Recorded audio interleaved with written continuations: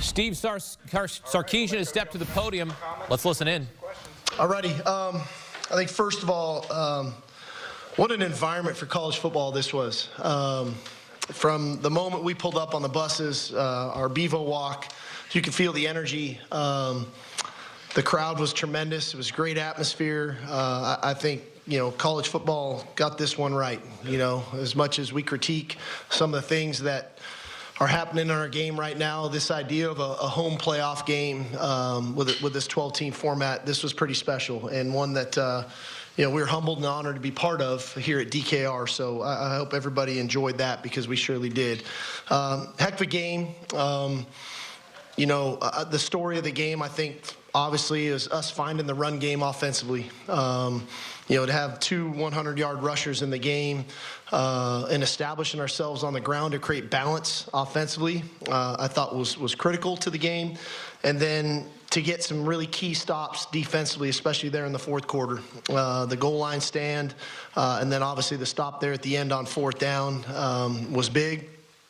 And just proud of our guys. You get into playoff mode. It's not really about what did it look like. It's, do you have one more point than they have to come out on top so you can continue to play.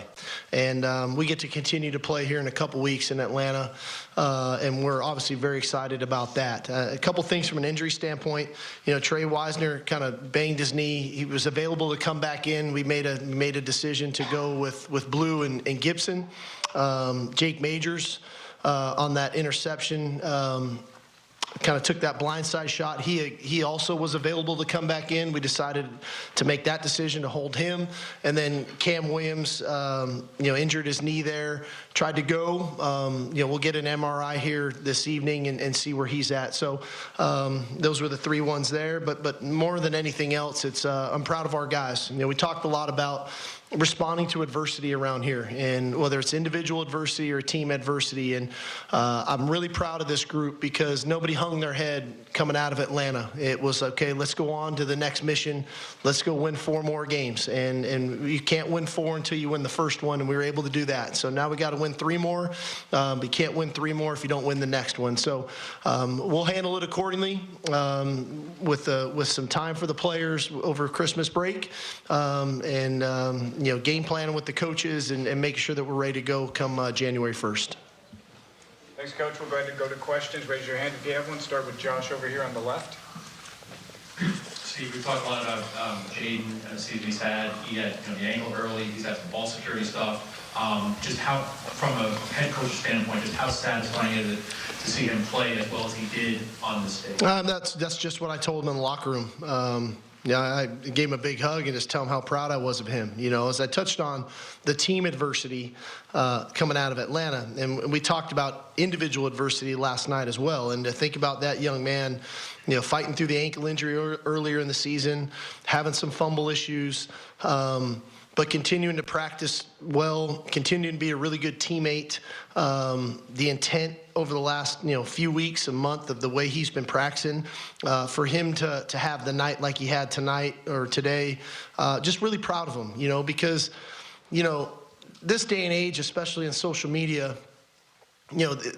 our guys can get on there and they're going to read the worst things ever that people want to say about them. And, I'm sure there was plenty of stuff that people wanted to say to him about not holding on to the ball.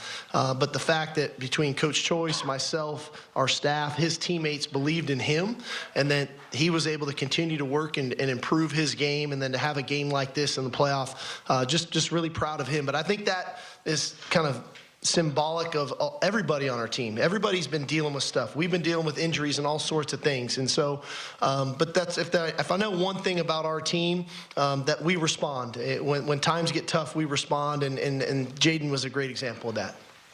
On your right, Danny.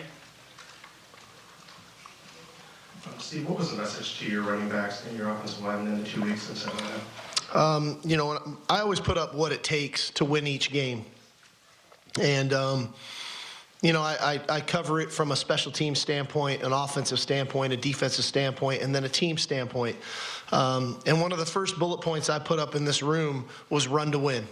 that we needed to run the football to win this game, and we're going to need to run the football to advance in these playoffs, and that's what playoff football is about. So we really challenged them on the run game, and from the opening meeting, getting ready for the ball game, to the intent in which we practiced, I thought we had a good plan. I thought Quinn did a great job. On both Jaden Blue's touchdown runs, those were audibles by Quinn to that run. And so, one, him handling the run game, and then two, that mechanism at the line of scrimmage of getting that check and then blocking it really well to spring him on those 2 runs. So there's a lot that goes into the run game. We always say the run game takes all 11, and all 11 did it tonight. Here on the left, Jeff.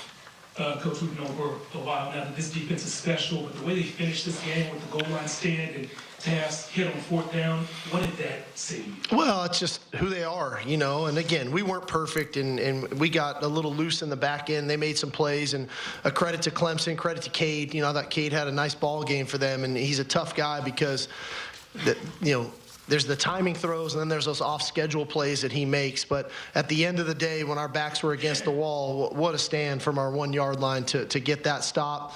And then I would have loved to finish the game with the last 7.5 minutes with the ball in our hands. We kind of stub our toe there, and the defense to go out and get another stop, right, when you got to have it. And I think that's a sign of a great defense. I don't know if this was our best game defensively, but when we had to have it, they made those plays. And that's, to me, that's a sign of a great defense. In the middle, Eric. Steve Sarkisian and the Longhorns moving on, need 3 more wins to win a national championship, and right now their odds have improved, overtaking Oregon as the favorite at plus 310.